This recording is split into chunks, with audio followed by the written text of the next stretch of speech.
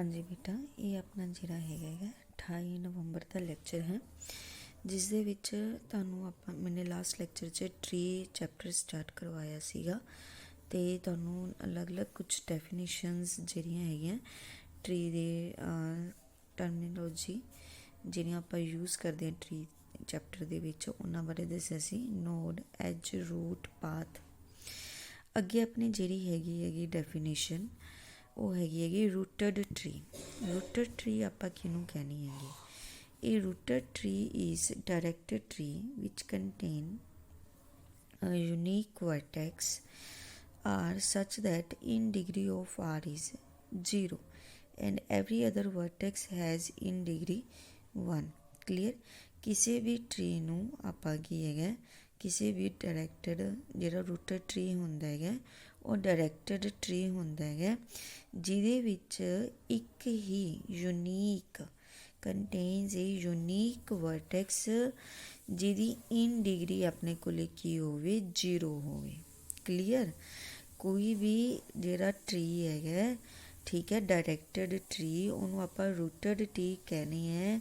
ਉਹਦੇ ਵਿੱਚ ਜਦੋਂ ਇੱਕ ਵਰਟੈਕਸ ਕੰਟੇਨਸ ਏ ਯੂਨੀਕ ਵਰਟੈਕਸ ਮੀਨਸ ਇੱਕ ਹੀ ਵਰਟੈਕਸ ਆਪਣੇ ਕੋਲ ਅਜਿਹਾ ਹੋਣਾ ਚਾਹੀਦਾ ਜਿਹਦੀ ਇਨ ਡਿਗਰੀ ਕੀ ਹੋਵੇ 0 ਹੋਵੇ।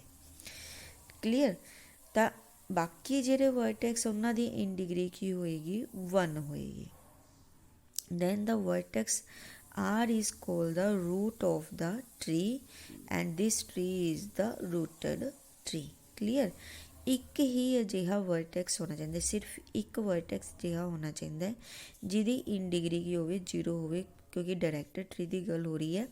ਉਸ 'ਚ ਕੋਈ ਦੂਸਰੀ ਜਿਹੜੀ ਹੈਗੀ ਹੈ ਐਜ ਨਹੀਂ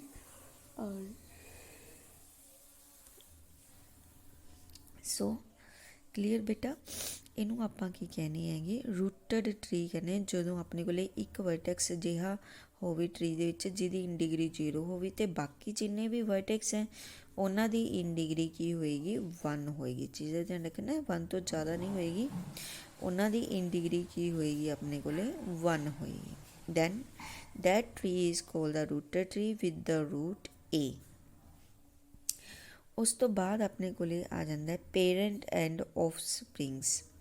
ਪੇਰੈਂਟ ਐਂਡ ਆਫਸਪ੍ਰਿੰਗਸ ਬੇਟਾ ਵੈਸੇ ਤਾਂ ਨਾਮ ਤੋਂ ਹੀ ਆਪਾਂ ਨੂੰ ਇੱਕ ਆਈਡੀਆ ਹੁੰਦਾ ਹੈਗਾ ਕਿ ਪੇਰੈਂਟ ਕੀ ਹੁੰਦੇ ਹੈ, ਪੇਰੈਂਟਸ ਠੀਕ ਹੈ ਮਾਂ ਪਿਓ, ਅਤੇ ਆਫਸਪ੍ਰਿੰਗ ਉਹਨਾਂ ਦੇ ਬੱਚੇ। ਜੇ ਆਪਾਂ ਸਪੋਜ਼ ਕਰ ਲਈਏ ਕਿ X Y is any directed edge X Y ਆਪਣੇ ਕੋਲ ਕੋਈ ਡਾਇਰੈਕਟਡ ਐਜ ਹੈ then x is called the parent of y and y is called the offspring of x। clear? means ਕੀ ਹੈ ਇਹਦੇ ਵਿੱਚ ਆਪਾਂ ਇਹ ਕਹਿਣਾ ਚਾਹੁੰਦੇ ਹਾਂ ਜਿਵੇਂ ਕਿ ਏ ਬੀ ਆਪਣੇ ਕੋਲ ਕੀ ਹੈ ਸਪੋਜ਼ ਏ ਬੀ ਕੀ ਹੈ ਇੱਕ ਬੇਟਾ ਐਜ ਆਪਣੇ ਕੋਲ ਤਾਂ ਜਿਹੜਾ ਉੱਪਰਲੇ ਪਾਸੇ ਹੁੰਦਾ ਹੈਗਾ ਉਹ ਕੀ ਬਣ ਜਾਂਦਾ ਪੇਰੈਂਟਸ ਬਣ ਜਾਂਦਾ ਅਤੇ ਜਿਹੜਾ ਨੀਚੇ ਆ ਜਾਂਦਾ ਉਹ ਉਹਦੇ ਕੀ ਬਣ ਜਾਂਦੇ ਆ ਆਫਸਪ੍ਰਿੰਗਸ ਬਣ ਜਾਂਦੇ ਆ। ਆਫਸਪ੍ਰਿੰਗਸ ਨੂੰ ਆਪਾਂ ਚਾਈਲਡ ਜਾਂ ਸਨ ਵੀ ਕਹਿ ਦਿੰਦੇ ਹੈਗੇ। ਕਲੀਅਰ? ਹੁਣ ਜਿਵੇਂ ਕਿ ਅਬਵ ਟਰੀ ਦੇ ਵਿੱਚ ਐਗਜ਼ਾਮਪਲ ਦਿੱਤੇ B and C are the offsprings. B and C ਜਿਹੜੇ ਹੈਗੇ ਉਹ ਡੀ ਅਤੇ ਈ ਦੇ ਠੀਕ ਹੈ ਬੀ ਐਂਡ ਸੀ ਵੀ ਜਿਵੇਂ ਕਿ ਬੀ ਦਾ ਪੇਰੈਂਟ ਬਣ ਜਾਏਗਾ ਡੀ ਅਤੇ ਈ ਦਾ। ਹਰ ਉੱਪਰਲਾ ਐਲੀਮੈਂਟ ਆਪਣੇ ਨੀਚੇ ਵਾਲੇ ਵਰਟਿਸਿਸ ਦਾ ਕੀ ਹੁੰਦਾ ਪੇਰੈਂਟ ਹੁੰਦਾ ਅਤੇ ਨੀਚੇ ਵਾਲੇ ਕੀ ਹੁੰਦੇ ਆ ਆਫਸਪ੍ਰਿੰਗਸ ਹੁੰਦੇ ਆ ਉੱਪਰ ਵਾਲੇ ਦੇ। ਅਤੇ root of tree has not parent ਕਿਉਂਕਿ ਇਹਦੇ ਉੱਪਰ ਕੋਈ ਵਰਟੈਕਸ ਨਹੀਂ ਹੁੰਦਾ ਗਾ, ਇਹਦਾ ਕੋਈ ਜਿਹੜਾ ਪੇਰੈਂਟ ਨਹੀਂ ਹੁੰਦਾ।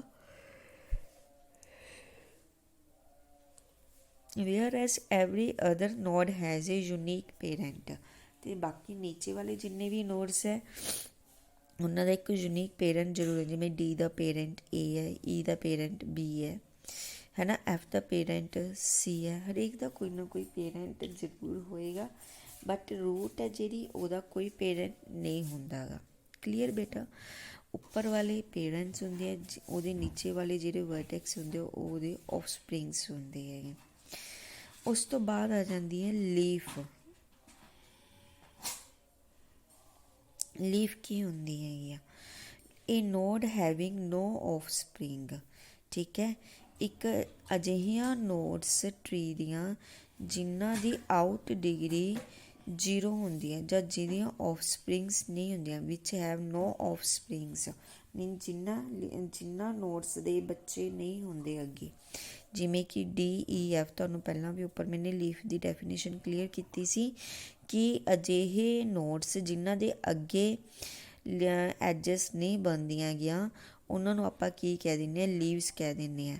ਜਦ ਸੈਕਿੰਡ ਲੈਂਗੁਏਜ 'ਚ ਆਪਾਂ ਕਹਿ ਸਕਦੇ ਜਿਨ੍ਹਾਂ ਦੀ ਆਊਟ ਡਿਗਰੀ ਕੀ ਹੁੰਦੀ ਹੈ, 0 ਹੁੰਦੀ ਹੈ, ਕਿਉਂਕਿ ਇਹਨਾਂ 'ਚ ਕੋਈ ਐਜ ਨਹੀਂ ਨਾ ਬਾਹਰ ਨਿਕਲ ਰਹੀ। ਤਾਂ ਜਿਨ੍ਹਾਂ ਦੀ ਆਊਟ ਡਿਗਰੀ 0 ਹੁੰਦੀ ਹੈ ਜਾਂ ਜਿਨ੍ਹਾਂ ਦੇ ਆਫਸਪ੍ਰਿੰਗਸ ਨਹੀਂ ਹੁੰਦੇ ਅੱਗੇ, ਉਹਨਾਂ ਜੇ ਵਰਟਸਿਸ ਨੂੰ ਆਪਾਂ ਕੀ ਕਹਿੰਦੇ ਹੈਗੇ, ਲੀਵਸ ਕਹਿ ਦਿੰਦੇ ਹਾਂ। ਉਹ ਕਿਤੇ ਵੀ ਹੋ ਸਕਦੀਆਂ, ਉਹਨਾਂ ਨੂੰ ਆਪਾਂ ਕੀ ਕਹਾਂਗੇ, ਲੀਵਸ ਕਹਾਂਗੇ। ਕਲੀਅਰ।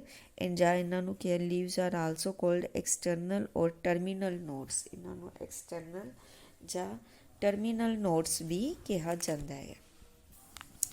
ਉਸ ਤੋਂ ਬਾਅਦ ਆਪਣੇ ਕੋਲ ਡੈਫੀਨੇਸ਼ਨ ਸਬਲਿੰਗਸ। ਸਿਬਲਿੰਗਸ ਬੇਟਾ ਤੁਸੀਂ ਪਹਿਲਾਂ ਵੀ ਸੁਣਿਆ ਹੁੰਦਾ ਜਦੋਂ ਸੇਮ ਹੁੰਦੇ, ਜਿਵੇਂ 2 ਨੋਡਸ ਹੈਵਿੰਗ ਸੇਮ ਪੇਰੈਂਟ, ਜਦੋਂ 2 ਨੋਡਸ ਦਾ ਇੱਕੋ ਹੀ ਪੇਰੈਂਟ ਹੋਵੇ ਉਹਨੂੰ ਆਪਾਂ ਉਹਨਾਂ ਨੋਡਸ ਨੂੰ ਆਪਾਂ ਕੀ ਕਹਿੰਦੇ ਹਾਂ, ਸਿਬਲਿੰਗਸ ਕਹਿੰਦੇ ਹੈਗੇ। ਜਿਹੜੇ ਮਤਲਬ ਇੱਕੋ ਹੀ ਪੇਰੈਂਟ ਦੇ ਬੱਚੇ ਹੁੰਦੇ ਉਹਨਾਂ ਨੂੰ ਆਪਾਂ ਸਿਬਲਿੰਗ ਕਹਿ ਦਿੰਦੇ ਹਾਂ। ਜਿਵੇਂ ਕਿ ਇਹਦੇ ਵਿੱਚ ਆਪਣੇ ਕੋਲ D ਅਤੇ E ਐਗਜ਼ਾਮਪਲ ਹੈ। These are the siblings because B ਇਹਨਾਂ ਦਾ ਕੀ ਕੋਮਨ ਪੇਰੈਂਟ ਹੈ, ਦੇਅਰਫੋਰ। ਜਾਂ ਫਿਰ ਜਿਵੇਂ B ਅਤੇ C ਵੀ ਸਿਬਲਿੰਗ ਹੈ ਕਿਉਂਕਿ ਇਹਨਾਂ ਦਾ ਪੇਰੈਂਟ ਹੈਗਾ ਆਪਣੇ ਕੋਲ A। ਕਲੀਅਰ। D ਅਤੇ E ਵੀ ਸਿਬਲਿੰਗ ਹੈ ਕਿਉਂਕਿ ਇਹਨਾਂ ਦਾ ਪੇਰੈਂਟ B। ਇੱਕ ਕੋਮਨ ਪੇਰੈਂਟ ਹੋਵੇ ਜਦੋਂ 2 ਬੱਚਿਆਂ ਦਾ, ਉਹਨੂੰ ਆਪਾਂ ਕੀ ਕਹਿ ਦਿੰਦੇ ਹਾਂ, ਸਿਬਲਿੰਗਸ ਕਹਿ ਦਿੰਦੇ ਹਾਂ। ਉਸ ਤੋਂ ਬਾਅਦ ਹੈਗੇ ਇੰਟੀਰੀਅਰ ਨੋਡਸ। ਇੰਟੀਰੀਅਰ ਨੋਡਸ ਕੀ ਹੁੰਦੀਆਂ, node having at least 1 child is called interior node. Clear. ਅਜਿਹੀਆਂ ਨੋਡਸ ਜਿਨ੍ਹਾਂ ਦਾ ਘੱਟੋ ਘੱਟ ਇੱਕ ਬੱਚਾ ਜ਼ਰੂਰ ਹੁੰਦਾ ਹੈਗਾ ਉਹਨਾਂ ਨੂੰ ਆਪਾਂ ਕੀ ਕਹਿ ਦਿੰਦੇ ਹਾਂ, ਇੰਟੀਰੀਅਰ ਨੋਡਸ ਕਹਿ ਦਿੰਦੇ। ਜਿਵੇਂ ਕਿ ਆ B ਜਾਂ C ਹੈ, ਇਹ ਕੀ ਹੈ, ਇੰਟੀਰੀਅਰ ਨੋਡਸ ਆਪਣੇ ਕੋਲ। Clear. Which have at least 1 child is called the interior node. ਉਸ ਤੋਂ ਬਾਅਦ ਆ ਜਾਂਦਾ ਐਨਸੈਸਟਰ। ancestors of a vertex other than root are the vertices in the path from root to this vertex, excluding the vertex itself and including the root.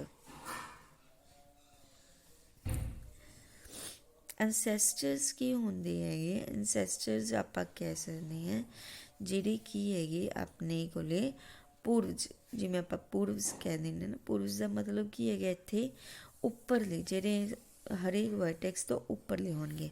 Of a vertex, ਜੇ ਦੇਖੋ ancestors of a vertex other than root are the vertices in the path from root to this vertex. ਠੀਕ ਹੈ। ਐਨਸੈਸਟਰਸ ਕੀ ਹੋਣਗੇ, ਆਪਾਂ ਜਦੋਂ route ਤੋਂ ਕਿਸੇ ਵਰਟੈਕਸ ਤੱਕ ਜਾਂਦੇ ਹਾਂ ਤਾਂ ਰਸਤੇ 'ਚ ਜਿਹੜੇ ਵੀ ਆਪਣੇ ਕੋਲ ਵਰਟੈਕਸ ਹੋਣਗੇ ਉਹ ਆਪਣੇ ਕੀ ਬਣ ਜਾਣਗੇ, ਐਨਸੈਸਟਰਸ ਬਣ ਜਾਣਗੇ। ਕਲੀਅਰ।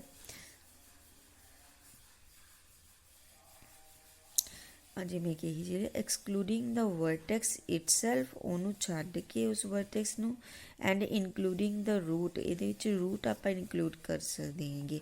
ਜਿਵੇਂ ਕਿ D ਦੇ ਐਨਸੈਸਟਰਸ ਆਪਣੇ ਕੋਲ ਕੀ ਹੈਗੇ, ਦੇਖੋ D ਦੇ ਐਨਸੈਸਟਰਸ ਹੈਗੇ B ਐਂਡ A, E ਦੇ ਵੀ ਐਨਸੈਸਟਰਸ ਹੈਗੇ B ਐਂਡ A, F ਦੇ ਐਨਸੈਸਟਰਸ ਹੈਗੇ C ਐਂਡ A। ਕਲੀਅਰ ਬੇਟਾ। ਐਨਸੈਸਟਰਸ ਕੀ ਹੈ, ਜਿਹੜੇ ਪੂਰਵਜ ਅਦੋਂ ਪਹਿਲਾਂ ਜਿਹੜੇ ਵਰਟੈਕਸ ਹੁੰਦੇ ਆਪਣੇ ਕੋਲ ਉਹਨਾਂ ਨੂੰ ਆਪਾਂ ਕੀ ਕਹਿ ਦਿੰਦੇ ਹਾਂ, ਐਨਸੈਸਟਰਸ ਕਹਿ ਦਿੰਦੇ ਹੈਗੇ। ਓਕੇ। ਉਸ ਤੋਂ ਬਾਅਦ ਆ ਜਾਂਦੇ ਡਿਸੈਂਡੈਂਟ। Descendants of a vertex V are those vertices that have V as an ancestor। ਠੀਕ ਹੈ। ਡਿਸੈਂਡੈਂਟ ਕੀ ਹੁੰਦੇ ਹੈਗੇ, ਜਿਹੜੇ ਹੁਣ ਪੁਰਜ ਸੀ ਉਹ ਆਪਣੇ ਕੀ ਬਣ ਜਾਣਗੇ, ਪੁਰਜ ਸੀਗੇ ਜਿਹੜੇ, ਉਹਨਾਂ ਵਾਸਤੇ ਬੱਚੇ ਕੀ ਬਣ ਜਾਣਗੇ, ਡਿਸੈਂਡੈਂਟਸ ਬਣੇ। ਜਿਵੇਂ descendants of B are D and E, ਜਿਹੜੇ ਆਫਸਪ੍ਰਿੰਗਸ ਇੱਕ ਤਰ੍ਹਾਂ ਦੇ, ਜਿਹੜੇ ਆਪਣੇ ਆਫਸਪ੍ਰਿੰਗਸ ਆ ਉਹ ਆਪਣੇ ਕੀ ਬਣ ਜਾਂਦੇ ਆ, ਡਿਸੈਂਡੈਂਟਸ ਬਣ ਜਾਂਦੇ ਆ। ਉਸ ਤੋਂ ਬਾਅਦ ਆ ਜਾਂਦੀ ਹੈ main definition, that is the sub tree.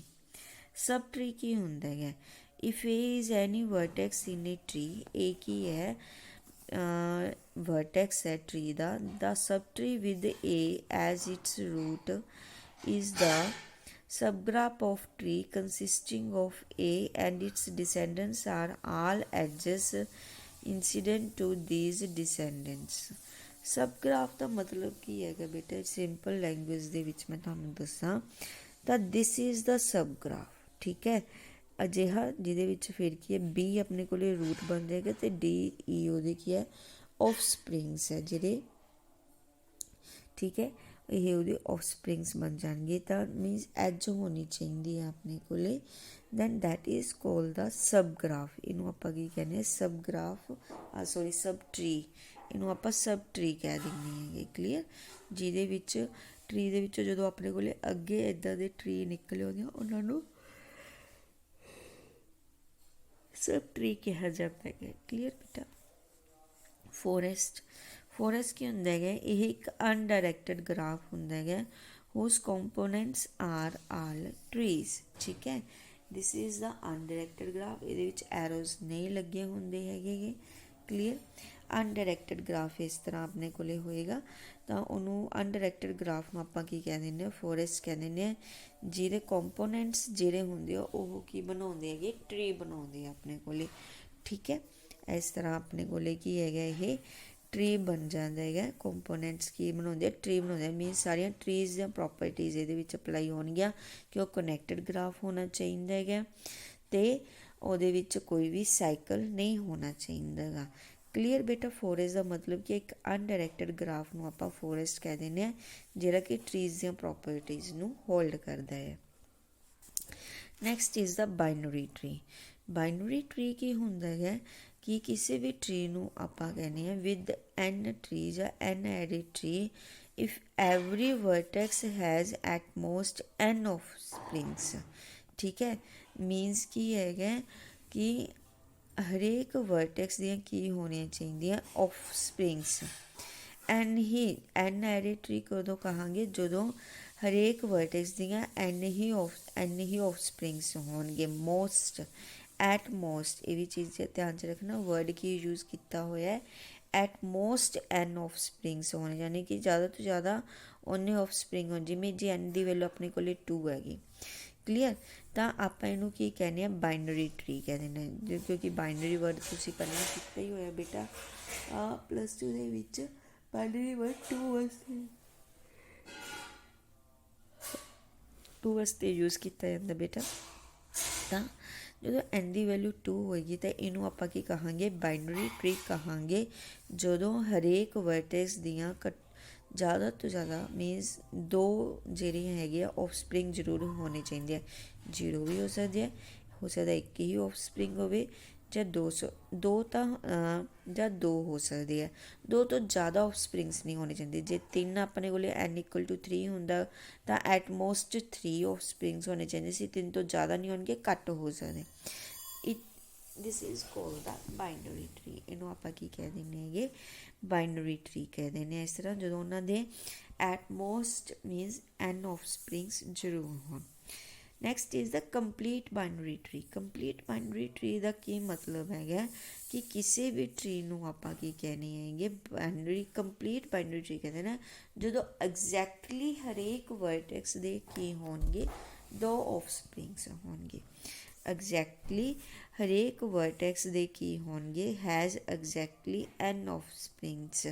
ਐਨ = ਕੀ ਹੋਏਗਾ, 2 ਹੋਏਗਾ। Then that is called the complete binary tree. ਜਦੋਂ ਹਰੇਕ ਵਰਟੈਕਸ ਦੇ ਅੱਗੇ ਕੀ ਹੋਈ ਜਾਣਗੇ, 2 ਆਫ ਸਪ੍ਰਿੰਗਸ ਹੋਈ ਜਾਣਗੇ। ਠੀਕ ਹੈ, ਬੀ ਲਿਖਿਆ ਹੈ, ਇਹਦੇ ਵਿੱਚ ਆਪਾਂ ਕੀ ਕਹਿੰਦੇ ਹਾਂ, B is the left child of A and C is the right child of A. Clear, B है क्योंकि left side है, that is the left child of A and C is the right child of A. इस चीज़ का ध्यान रखना है। Accept leaves. Accept leaves का मतलब की है, देखो नहीं तो ट्री आई तो चलता ही जाएगा। जे आप हरे दिन सिर्फ लीव्स ਨੂੰ ਛੱਡ ਕੇ ਮੀਨਸ ਫਿਰ ਇੱਕ ਵੀ ਚਾਈਲਡ ਨਹੀਂ ਹੋਏਗਾ। ਲੀਵ ਜਿਹੜੀਆਂ ਲੀਵਸ ਹੈ ਉਹਨਾਂ ਨੂੰ ਛੱਡ ਕੇ ਬਾਕੀ ਜਿੰਨੇ ਵੀ ਵਰਟੈਕਸ ਹੋਣਗੇ ਸਭ ਦੇ ਕੀ ਹੋਣਗੇ, 2 ਬੱਚੇ ਜ਼ਰੂਰ ਹੋਣਗੇ, ਆਫ ਸਪ੍ਰਿੰਗਸ ਜ਼ਰੂਰ ਹੋਣਗੇ। ਕਲੀਅਰ। 3 ਐਡਿਡ ਟਰੀ ਬਣਿਆ ਹੋਇਆ ਹੈਗਾ ठीक है। ये देखो 3 है, क्लीयर। तेनों आप 3 एडेड ट्री कह दें, पर यह कंप्लीट नहीं है, कंप्लीट 3 एडेड नहीं है क्योंकि ये एक अजिहा वर्टैक्स अपने को पिया गया जिहदे ऑफ स्प्रिंग्स है ही नहीं, तो this is not the complete. Complete दे विच हरेक वर्टैक्स दे होने चाहिए एक्सैप्ट लीव्स, क्लीयर। उस तो बाद अपने को की है आर्टिकल्स आ जाते हैं। आर्टिकल्स की है प्रॉपर्टी 1 है कि there is one and only one path between every pair of vertices in a tree. कहते कि ट्री दे हरेक वर्सिस दे विच सिर्फ एक ही पाथ होंदा, एक तो ज़्यादा नहीं हो सकता गा, ठीक है। ये चीज़ वैसे तो आपको पता ही है, तुहानूं पहलां भी दस्सिया सीगा कि जे सपोज कर लो आप 2 वर्टैक्स ले लीए तो उन्हां दे विच एक पाथ तो आप बना ही दिता गा, क्लीयर। जे आप सपोज कर लो कि एक होर पाथ दोनों वर्सिस नूं ज्वाइन कर रहा तो वह की बन जाएगा, अपने कोले साइकिल बन जाएगा। This is the cycle, clear. तो अजिहा नहीं हो सकता गा साइकिल, तो जे साइकिल बन गया तो फिर वो ट्री नहीं रहेगा। देयरफॉर हरेक जिहड़ा ट्री है उहदे विच वर्सिस दे विच सिर्फ एक ही पाथ बनेगा। उस तो बाद ये कहेंगे कि जी अपने को ग्राफ है जिहदे हरेक वर्सिस दे विचकार इको ही path one and only one path, then that is the tree. तो वो अपने को लिखी हुई है ट्री है। ये चीज़ बेटर रीड कर लो, सिंपल वही चीज़ लिखी हुई है कि जी अपने को जी आप सपोज कर ले कि वो circuit one and only one path he upon given है। सपोज कर लो उत्थे कोई सर्किट भी एग्जिस्ट करता है, जो सर्किट एग्जिस्ट करता है तो वो विचकार ओबीअसली 2 वर्सिस दे विचकार अपने को 2 पाथ बननगे, ताइयों सर्किट पूरा होएगा। घट्टो घट्ट एक अजिहा पेयर जरूर होएगा जिहड़ा कि ये सर्कल बना रहा है, ठीक है। तो दो जगह ते ज्वाइन हो रहा, पर ये कहते कि एको ही पाथ होंदा है, एक पाथ होंदा तो इट मीनस वो अपने को की होएगा ट्री होएगा, ओके। थर्ड प्रॉपर्टी है जिहड़ी इहदी तुसीं सिर्फ रिजल्ट याद रखने है कि ट्री दे विच जे n वर्सिस है तो n-1 की होणगियां ओहदियां एजिस होणगियां। हरेक ट्री दे विच n वर्सिस वास्ते अपने को लिखा n-1 एजिस होणगियां। जिवें जे n की वैल्यू 1 है तो 0 एज होगी, n की वैल्यू 2 है तो 1 एज हो जाएगी, जे 3 है तो अपने को लिखा 2 एजिस होगी। इस तरह नैक्सट आप बेटा अगली क्लास करते हैं। थैंक यू बेटा।